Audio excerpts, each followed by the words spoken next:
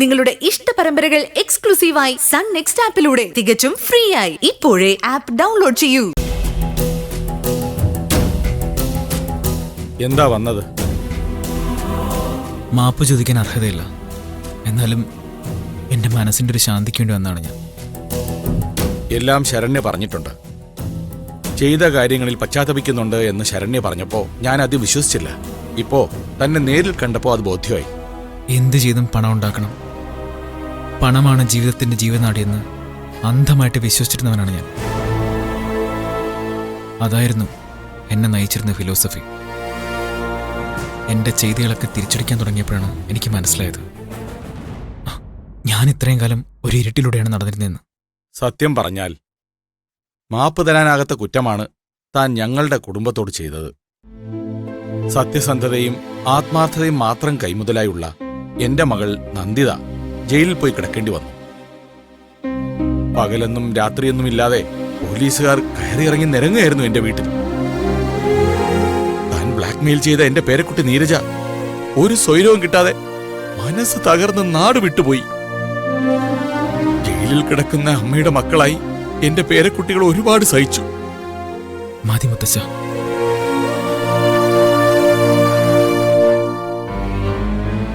എല്ലാം ഞാൻ തിരിച്ചറിഞ്ഞിട്ടുണ്ട്.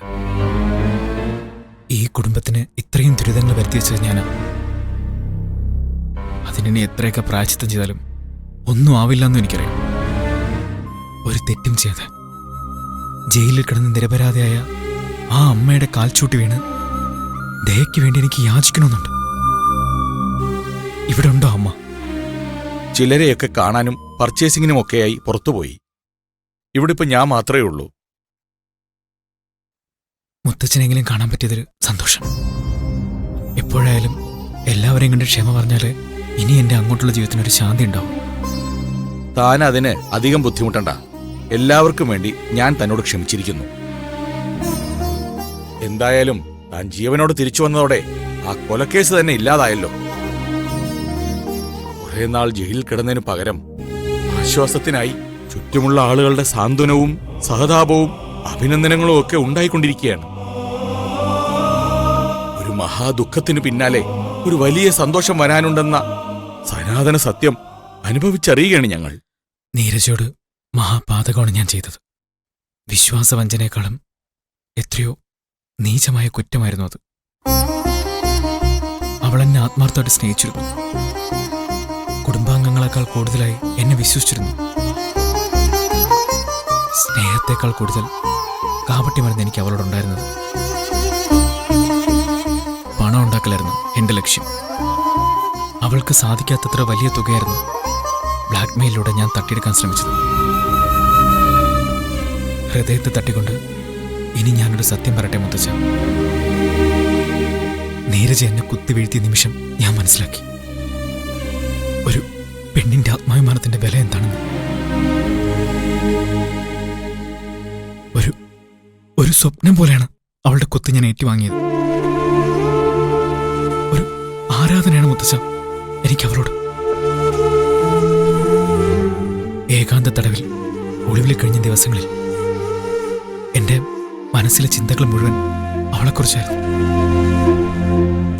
മുത്തച്ഛ, എനിക്ക് അവളെ ഒന്ന് കാണാൻ പറ്റുമോ? ഇപ്പോഴത്തെ നിലയ്ക്ക് കാണാൻ പറ്റില്ല. അവളിപ്പോ നാട്ടിലില്ലല്ലോ. നീരജയുടെ മനസ്സിൽ എനിക്ക് അതിഭീകരനായ ഒരു രാക്ഷസന്റെ രൂപമായിരിക്കും. ചെകുത്താൻ ചരകടിച്ച് പറന്നിരുന്ന ആ രാത്രിയുടെ ഓർമ്മയിൽ നിന്ന് അവൾക്കിപ്പോഴും ഒരു മോചനം കിട്ടിക്കാണില്ല. എന്നാലും മുത്തച്ഛൻ അവളോടൊന്നും പറയണം. ഞാൻ ആത്മാർത്ഥമായിട്ട് ഖേദിക്കുന്നു. ഞാൻ പറയാം അവളോട്. പക്ഷേ ഏതു വിധത്തിൽ അവൾ അത് എടുക്കുമെന്ന് എനിക്കറിയില്ല. എനിക്കറിയാം എന്നോട് പൊറുക്കാൻ അവൾക്ക് സാധിക്കില്ല. ഒരു പെണ്ണിനും അതിന് കഴിയില്ല. അത്രയ്ക്ക് നീചമായ പ്രവൃത്തിയാണ് ഞാൻ അവളോട് കാണിച്ചത്.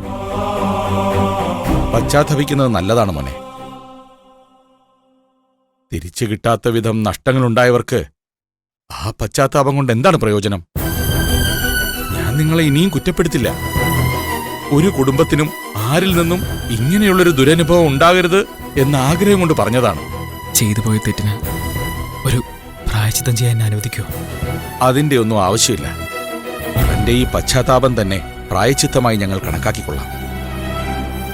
ഈ കുടുംബത്തിന് ഇനി ഒരു വിധത്തിലുള്ള ആപത്തും വരരുത്. അതിനുവേണ്ടി ഞാൻ എൻ്റെ ഇനിയുള്ള ജീവിതം ഒഴിഞ്ഞു വെക്കും. ഇതെങ്കിലും ചെയ്യാൻ കഴിഞ്ഞില്ലെങ്കിൽ പിന്നെ ഈ ലോകത്ത് ജീവിച്ചിരുന്നിട്ട് ഒരു കാര്യമില്ല. മരിച്ചിട്ടും ജീവനോടെ തിരിച്ചുവന്ന താൻ ഭാഗ്യവാനായ മനുഷ്യനാണ്. ജീവന്റെയും ജീവിതത്തിന്റെയും വില നന്നായി മനസ്സിലാക്കിയവൻ. തനിക്ക് നല്ലത് തന്നെ സംഭവിക്കട്ടെ. നന്ദി മുത്തച്ഛ. ശരി.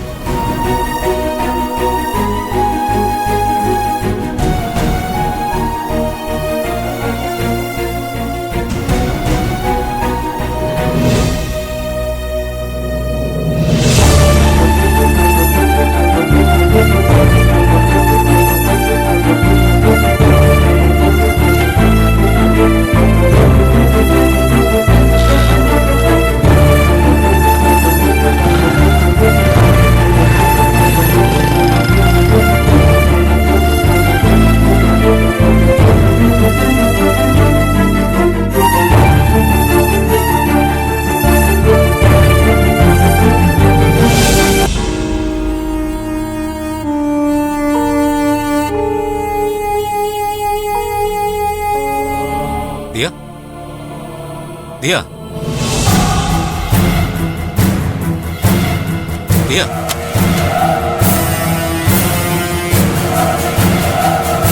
ദിയ, ദിയ, ദിയ, ദിയ, ദിയേ.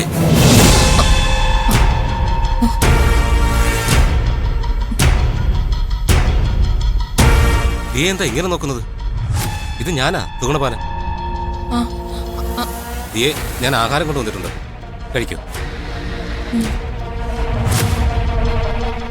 ബിരിയാണിയുണ്ട്, പെറോട്ടയുണ്ട്, ഏത് വേണമെങ്കിലും കഴിക്കാം.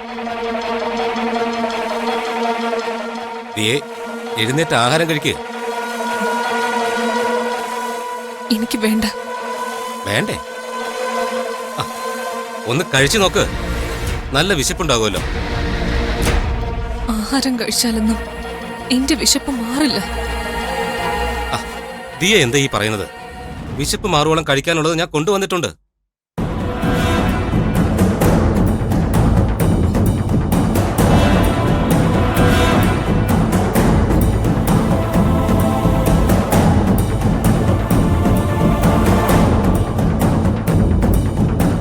സുഗുണപാലനെ കാണാൻ കഴിയുന്നുണ്ടോ?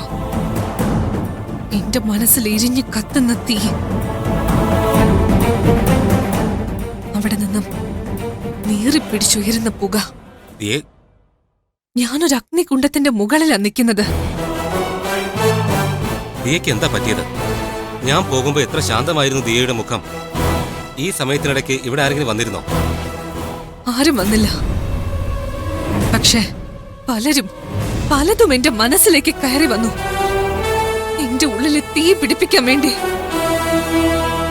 സദാസമയം ഒരേ ചിന്തയോടെ ഇരുന്നാൽ എങ്ങനെ സ്വസ്ഥമായിട്ട് കഴിഞ്ഞുകൂടും? എന്നെ നിർത്തി കത്തിച്ച് കളയാനാ അവള് ശ്രമിച്ചുകൊണ്ടിരിക്കുന്നെ. വന്ന് ഒടുവില് അവൾക്ക് എന്നെ ജയിലിലേക്ക് പറഞ്ഞയക്കണം. അതിനുവേണ്ടി അവള് കാണിച്ചു കൂട്ടിയതിന്റെ ഒക്കെ ഫലമാ ഞാൻ ഇന്ന് ഇങ്ങനൊരു തടങ്കൽ പാളയത്തിൽ വന്ന് വീണത്. അതിന് ഇത് തടങ്കൽ പാളയല്ലല്ലോ, സുരക്ഷിതമായ താവളമല്ലേ. ഈ സുരക്ഷയിൽ ആശ്വാസം കണ്ടെത്താൻ കഴിയില്ല എനിക്ക്. ശരണ്യ, അവൾ എന്നോട് ചെയ്തത് എന്താണെന്ന് സുഗുണപാലിന് അറിയാമോ? അറിയാം. ദിയ അവളോട് ചെയ്തുകൊണ്ടിരുന്നതും എനിക്കറിയാമല്ലോ.